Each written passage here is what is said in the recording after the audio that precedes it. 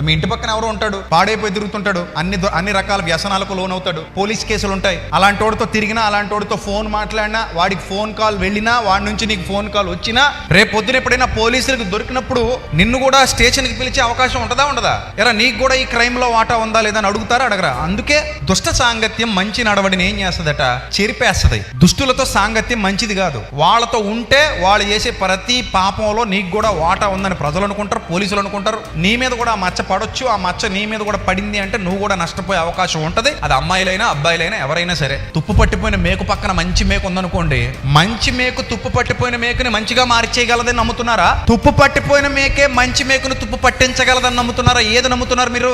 లేదండి, తుప్పు పట్టిపోయిన మేకుల మధ్యలో మంచి మేకు వేస్తే ఈ మంచి మేకెళ్ళి తుప్పట్టిపోయిన మేకులన్నింటినీ కూడా మంచిగా మార్చేస్తుంది అని మీరు అన్నారనుకోండి, మీకంటే మహాజ్ఞానులు ప్రపంచంలో మరొకరు ఉన్నట్టు కాదు. సో తుప్పు పట్టిపోయిన మేకు పక్కన మంచి మేకు పెడితే ఆ తుప్పు ఈ మంచి మేకు కూడా ఏమవుతుంది, అంటుకుంటుంది. ఈ మంచి మేకు కూడా క్రమేపీ ఏమైపోతుంది, తుప్పు పట్టిపోతుంది. అందుకే యవనస్తులు కూడా గుర్తుపెట్టుకోండి, మీ ఫ్రెండ్స్ కానీ మీ సర్కిల్లో కానీ చెడిపోయిన ఆడవాళ్ళు ఉన్నా, చెడిపోయిన మగాళ్ళు ఉన్నా, వాళ్ళతో జాగ్రత్తగా ఉండండి. వాళ్ళతో సహవాసం మంచిది కాదు. వాళ్ళు వెళ్ళిన చోటకల్లా మీరు వెళ్ళడం మంచిది కాదు. ఎందుకంటే ఎక్కడ ఎలా మిమ్మల్ని బుక్ చేస్తారో కూడా మీకు తెలియదు, అలా బుక్ చేసిపోతారు. సో కాబట్టి చెడ్డవారి సాంగత్యం మంచి గతిని ప్రసాదించదు.